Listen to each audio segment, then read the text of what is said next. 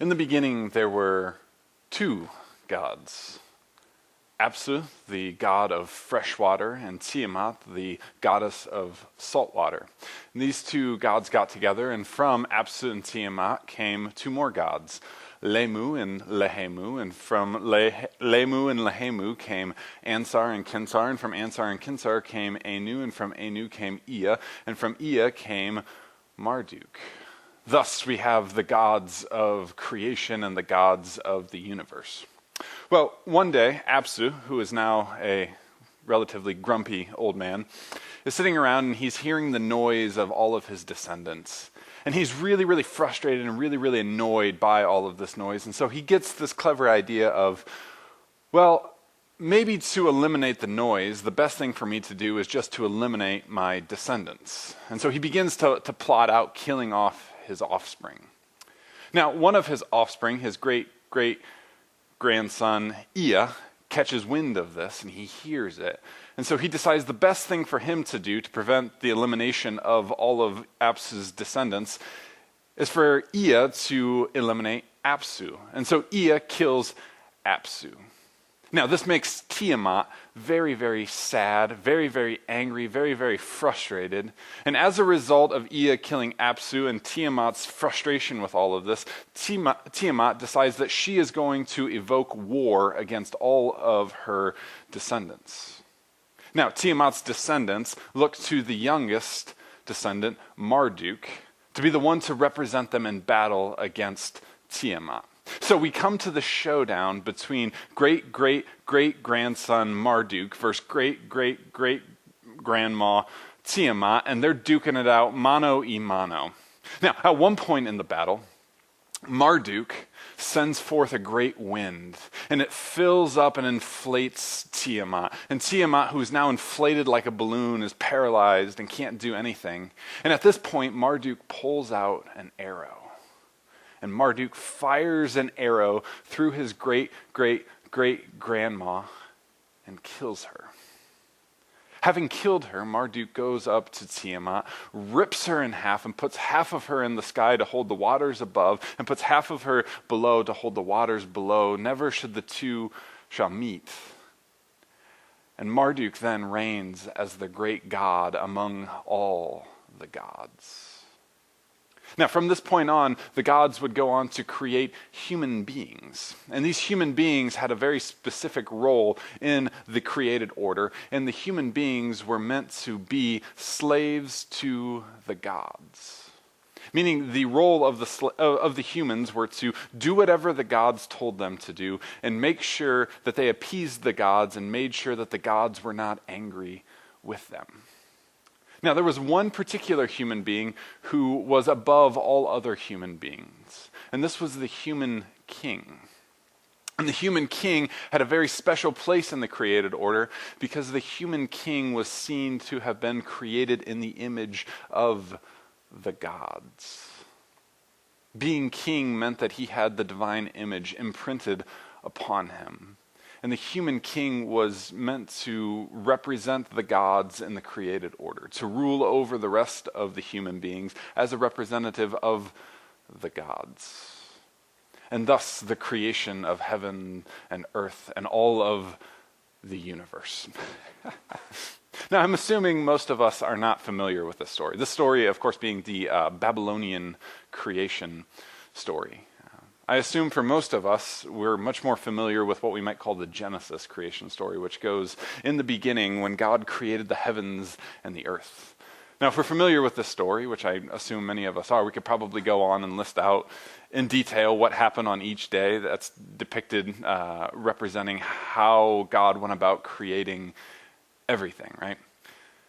For most of us, the Babylonian creation story, the creation story of the Babylonian people and the Genesis creation story tend not to be interspersed too much, right? We can talk about the Genesis creation story without ever really talking about the Babylonian creation story.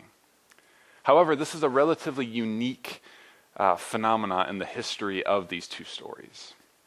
See, these two stories were actually contemporaries at one point in time. So you have the Israelites, the Jewish people, and they are sent out into exile, which means the Babylonian people come in, they ransack them, they take them over, and they displace them and scatter them into Babylonian territory. So while the Jewish people are scattered and they're trying to formulate, while they're trying to solidify, while they're trying to write down their creation story, which we find in Genesis, they are interspersed among the Babylonian people. And as they are trying to solidify and write down and come to this Genesis creation story in its current state, the Babylonian creation story is all around them. You can picture like they're dispersed in these like little camps all throughout Babylon, and they're hearing the stories of the Babylonian creation story as they're telling their own creation story. And what we see are an awful lot of similarities between these stories. And while they may not necessarily be competing stories, they certainly are influencing one another.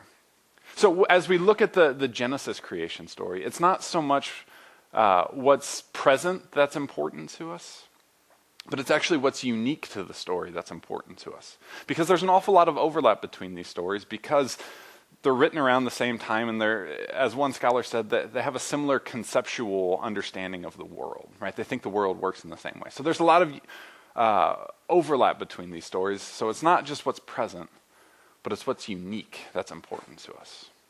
Now, what's unique about the Genesis creation story is the way that it begins with one God. We don't see that there's this like conglomeration of a bunch of different gods with different competing purposes and interests, but rather there's one God. And in the Genesis creation story, as this one God goes out to create, the way that this God goes about creating, well, it's nonviolent.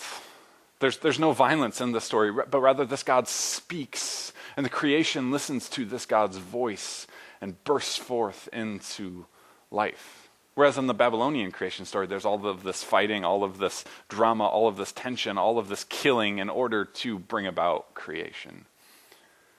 Now, the Genesis creation story is also unique in that it comes to what we might call like the penultimate creation among all of creation. And that would be the creation of human beings. Genesis 1:27 tells it this way. It says, "So God created humankind in his image. In the image of God he created them. Male and female he created them." Now, this statement is unique in comparison to the Babylonian creation story, because here we see this pronouncement that all of humankind is created in the image of God. To be created in the image of God is not reserved for a select few. It's not reserved for the elite among elite, but rather to be created in the image of God is something that is bestowed upon all of humanity. Every single human being to ever take breath has been created in the image of God.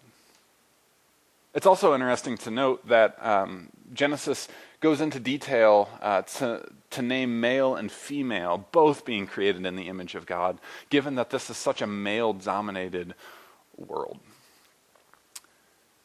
But the story doesn't stop here.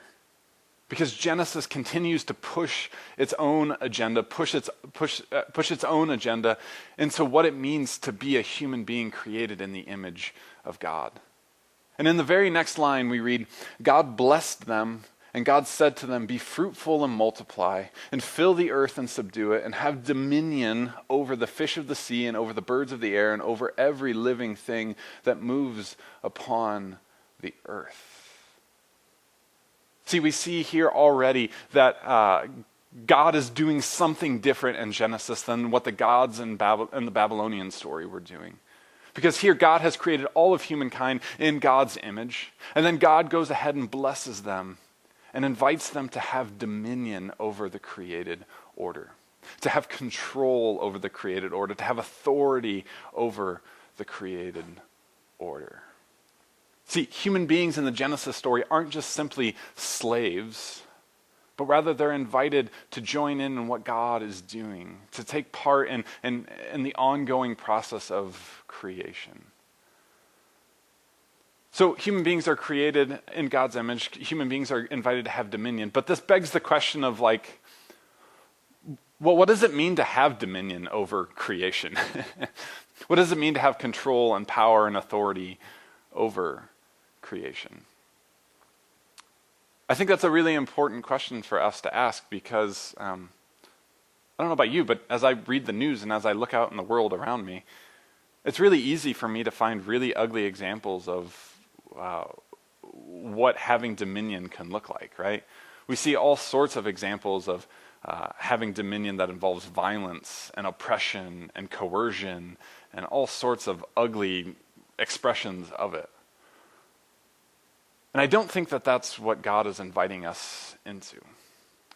But rather, to answer the question of what does it mean to have dominion, I think we need to just back up one verse and look back at this grand declaration that all of humankind is created in a particular image. Because the previous verse tells us that humankind is created in God's image. And so as we begin to think about what does it mean to have dominion, it means that we take our cues from the God in whose image we were created. And as we think about God having dominion, God having control, power, and authority over the creation, what we see is pretty unique in comparison to the Babylonian gods. Because again, we see a God who is nonviolent, who isn't causing chaos in order to create, but rather just speaks, and creation listens to this God's voice. Likewise, we get this depiction that God is intimately involved and intimately connected in the creation. As we see in Genesis 1 and Genesis 2, in these two creation stories that we have, we see God scooping up the dust and breathing life into it. There's this intimacy with the creation. And what we see with God as God has dominion over creation is that God is cultivating life and flourishing in the potential of life. Rather than what we see with the Babylonian gods where they're trying to conquer it.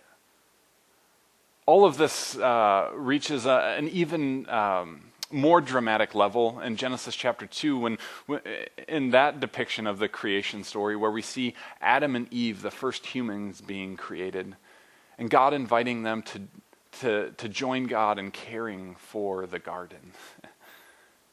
It seems as though God is inviting them to become co-creators with God. Not slaves, but co-creators with God, to join in on the ongoing process of creation. Now, all of this is getting somewhere, I promise. So what we have here what we have here in Genesis chapter 1, and even if we want to look into Genesis chapter 2, is what we would call a creation story or an origin story. Now, this is a very particular type of writing or a very particular genre in the ancient world, and it was never meant to be read as like a historical book or a scientific book. In fact, to try to read it in a historical or scientific account kind of misses the mark of what they were going at. But rather, what they were aiming to do was to spark some inspiration and to spark some imagination as it surrounds the question of what does it mean to be created as a human? And what does it mean for us currently to be a human? And what Genesis 1, and if we want to think about Genesis 2, seems to be pointing towards is this idea that God invites us to be co-creators with God. That we're not just subject to the role of a slave of God, but rather we're invited to be co-creators with God, to join in on the ongoing process of creation. Now, to be clear, to be a co-creator with God, to have dominion, control, power, authority over creation, doesn't mean that we can do just simply whatever we want to do with creation. But rather we acknowledge that we're created in the image of God, which means that we take our cues in dominion of having power, control, authority, of being a co-creator with God. We take our cues from God. And what we see all throughout the creation story in Genesis is that we have a God that cultivates, not conquers. That this God is intimately involved and is cultivating life and flourishing in the potential of life, rather than conquering others to get God's way in some way, right? But rather a God that's cultivating life. And now as we think about what it means for us to be created in God's image, As we think about what it means to be invited to have dominion and power and control and authority over creation, I think the same applies to us. That as we think about what it means to have dominion, it means that for us we cultivate, not conquer. Now, all of this points to a particularly Mennonite-esque sort of word, and that's the word stewardship, which is a way of talking about caring for things, right? We are stewards of something if we care for it or manage it or use it in some way. Genesis 1 and 2 seems to be pointing to this idea that all of this is God's. We're just simply invited into it to care for it, to manage it, to use it, to steward it in some way. Theologian Justo Gonzalez is quoted as saying, "Very little in Christian doctrine is as misunderstood as stewardship. Yet stewardship is absolutely essential to a life of faith. If we misunderstand the relationship between stewardship and faith, we miss the opportunity to join God in the work God values." See, Gonzalez seems to be speaking awfully highly of this idea of stewardship. And we see stewardship laid out so beautifully in the first pages of Scripture. Stewardship, or call it co-creation, or call it this invitation into dominion, whatever you want to call it. But it brings us to our next value as a congregation. And that is stewardship of resources. And we take all of these ideas, what we see happening in the Genesis creation story, this idea of co-creation, of having dominion, of being created in the image of God, and we see that this is an important thing. And so as we think about what it means for us to be a congregation, we say that we want to hold this as a value. We want this to be something that shapes our shared life together. Now, what this means for us as a congregation is that as we communally begin to think about how to use or manage or care for the resources that have been entrusted to us, it means that we filter those decisions through this sort of question. What will cultivate, not conquer? As we think about how to use, manage, care for the resources that have been entrusted to us, what will cultivate life and flourishing and the potential of life rather than conquering it in some way? We see this, whether we explicitly name this or not, we see this played out in the life of our congregation all over the place. So take, for example, the current COVID-19 season that we find ourselves in. I think we've seen this question played out an awful lot. So one example of that would be when the elders got together and began to process, do we continue to meet during this season or not? I was told that it was actually a really easy decision for them because they began to think about the people that make up our community. The resource that we have in the people in our community, right? The greatest resource that we have in our community. And they began to think about the ways that meeting would begin to affect individuals. And they said, listen, for us not to meet would actually be cultivating life and flourishing and the potential for life. And yeah, we could put our foot down and say we're going to continue to meet in person and conquer this decision. But that's not what we're about as a congregation. We're about cultivating, not conquering. And so they ultimately made the decision not to meet in person. But then we began to think, what do we do now? It seems like we have people, right? Our greatest resource as a community. So how do we continue to cultivate life and flourishing the potential of life there? And we also began to think, we have technology, we have computers, we have cell phones, we have internet.